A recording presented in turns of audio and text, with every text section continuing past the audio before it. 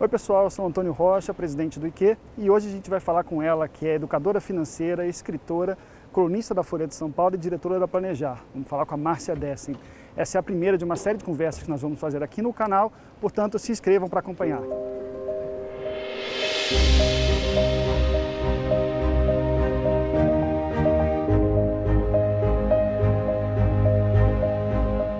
Márcia, a gente sabe que planejamento financeiro é um desafio para a grande maioria dos brasileiros.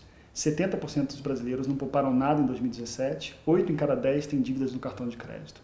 Que dicas você daria para as pessoas em geral sobre planejamento financeiro?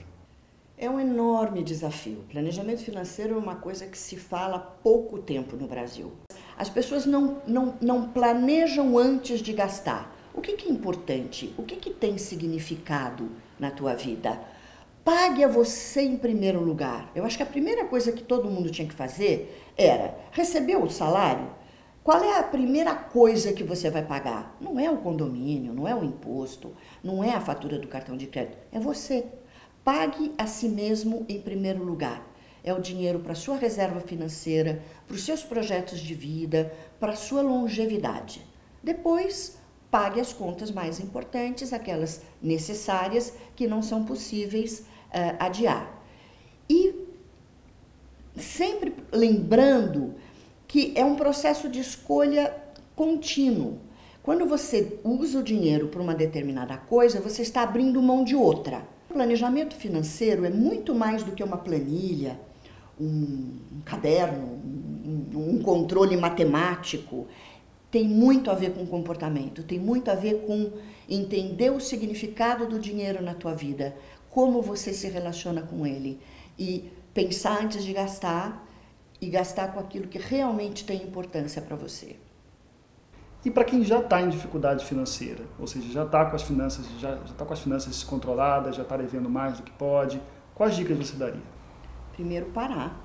Pare tudo, porque tem algum hábito de consumo errado, equivocado, que levou a essa situação de descontrole financeiro. Então não adianta, por exemplo, chamar o credor para conversar, achando que o banco vai resolver, vai renegociar a dívida, sem que você antes faça uma autorreflexão. O que foi que te levou àquela situação de desequilíbrio? Para, corta gastos. Tem dois jeitos de resolver a situação. Ganhando mais, você se qualifica para ter uma renda maior, arruma uma segunda jornada de trabalho, uma terceira, se for o caso, corta a despesa. Uma vez eu ajudei uma pessoa a resolver uma situação semelhante e vender o carro e ficar 6 meses sem o carro foi a solução para o problema dele. Porque ele não só conseguiu gerar alguma entrada de caixa, como reduziu muito a despesa durante os meses que ele ficou sem o carro. E, aliás, ele descobriu que ele podia viver sem o carro, né? Então, ganhar mais e gastar menos. Controlar as despesas, cortar o que for possível e aí sim, sentar com o credor para conversar. Os bancos tendem a abrir espaço para uma renegociação de dívida, porque o problema não é só seu que está devendo. O problema é da instituição financeira que quer o dinheiro dela de volta, tá certo? Então ela tende a ajudar você a resolver um problema que é de ambas as partes. Mas ela precisa perceber como você pretende fazer isso, com que dinheiro você vai fazer isso. Porque a renegociação provavelmente implica em mais prazo para pagar com menos juros. Aonde você pode esperar algum perdão, algum benefício, é na redução dos juros. Os bancos raramente, muito pouco provável que ela abra mão do capital emprestado. Ela tem muito espaço sim para reduzir juros, ou juros de mora, multa por atraso. Essas coisas numa boa negociação acabam sendo eliminadas.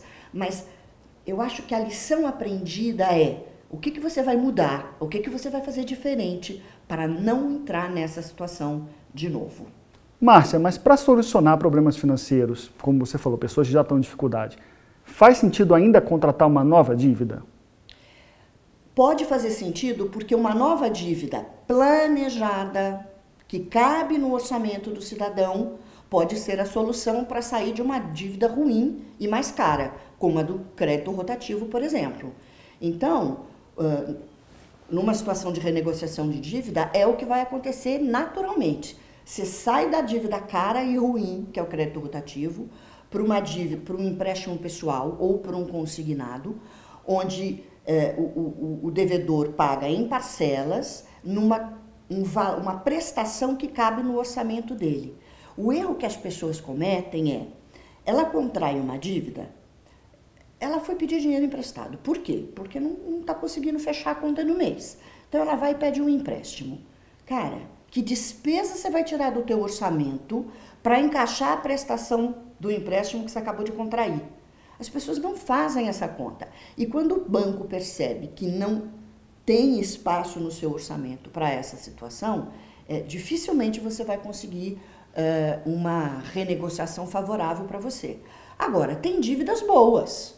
Dívida que ajuda a construir patrimônio, como um financiamento imobiliário, é legal.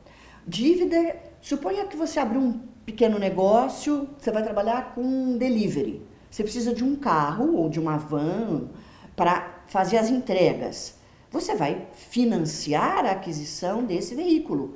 Tudo bem, porque ele vai gerar renda, ele vai se pagar. A dívida ruim é a dívida para financiar consumo, comida, supermercado, balada.